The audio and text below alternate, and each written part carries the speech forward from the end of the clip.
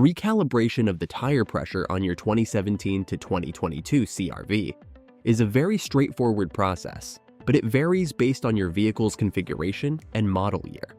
For the base model LX from 2017 to 2019 year models, start the vehicle and keep it in park.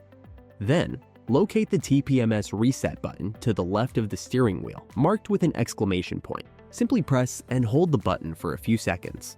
While holding it, keep an eye on the TPMS light on your dashboard. Once it blinks twice and disappears, you're good to go. To calibrate the TPMS on the CR-V LX model from 2020 to 2022, start or stop your car and keep it in park. Press the information button on the left side of your steering wheel and use the left and right buttons to find vehicle settings on the instrument panel. Press enter to confirm. Look for TPMS calibration. It should be the first option. Press enter again to select it, then use the up or down button to choose calibrate. Let the computer finish the process, and once it returns you to the settings screen, you're all set. For Special Edition EX, EXL, and Touring configurations, you'll need to use the 7-inch display with touchscreen.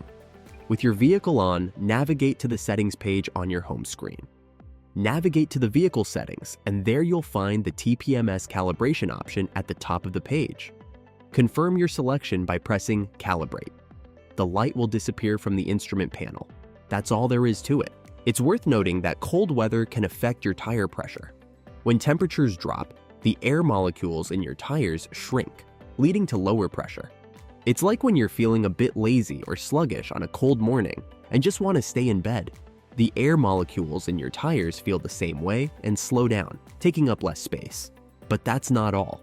Be mindful of nails or other objects puncturing your tires, as they can also cause the TPMS light to illuminate. If the light comes back on soon after resetting it, it's best to have a professional inspect your tires for any issues. If you're enjoying our Honda tips and tricks, don't forget to subscribe and hit that like button.